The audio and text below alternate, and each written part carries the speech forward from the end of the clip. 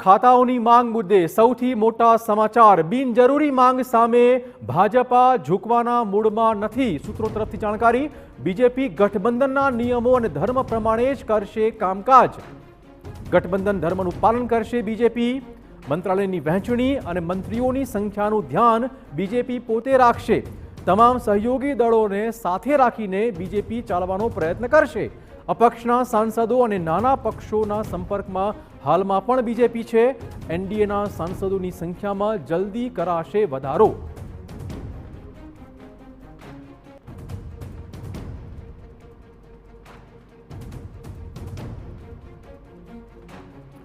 તો જેડીયુ અને ટીડીપી આ બે મુખ્ય સહયોગી પક્ષોએ હવે નાક દબાવવાની શરૂઆત કરી હોવાના સમાચાર છે। જેડીયુ જે માંગો મૂકી છે તેની વિગતવાર વાત કરીશું।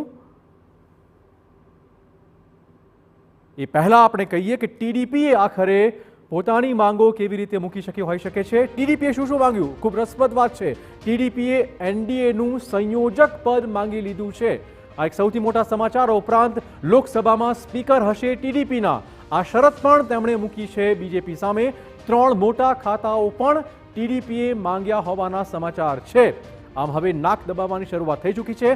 આંધ્રપ્રદેશને વિશેષ દરજ્જો આપવાની માંગ પણ બીજેપી સમક્ષ મૂકવામાં આવી છે। પુત્રને પ્રધાન પદ આપવાની માંગ પણ ટીડીપીએ કરી હોવાના સમાચાર છે।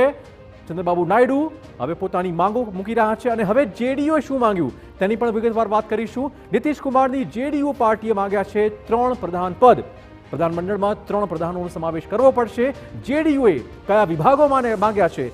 રેલવે અને અન્ય 2 મહત્વપૂર્ણ ખાતા તેમને મળવા જોઈએ। બિહારને વિશેષ રાજ્યનો દરજ્જો આપવાની માંગ જે વર્ષો જૂની છે એ માંગ તેમણે આ વખતે ફરી દોહરાવી હોઈ શકે છે। સૂત્રો તરફથી આ જાણકારી મળી રહી છે। 2025ની વિધાનસભા ચૂંટણી નીતિશની આગેવાની હેઠળ લડાય આ પ્રકારનો રોડમેપ પણ તે તૈયાર કરી રહ્યા છે। જાતિના આધારે વસ્તી ગણતરી કરવામાં આવે સૌથી મોટો મુદ્દો આ રહે છે, કેમ કે આ જ મુદ્દો રાહુલ ગાંધીએ પણ ચગાવ્યો હતો। આ ઉપરાંત બિહારને વિશેષ રાજ્યનો દરજ્જો આપવામાં આવે તેવી માંગ તેમણે પુનઃ દોહરાવી છે। તો હવે એનડીએ સરકાર બને તે પહેલા સહયોગી પક્ષોએ પોતાની માંગો મૂકવાનું શરૂ કર્યું છે।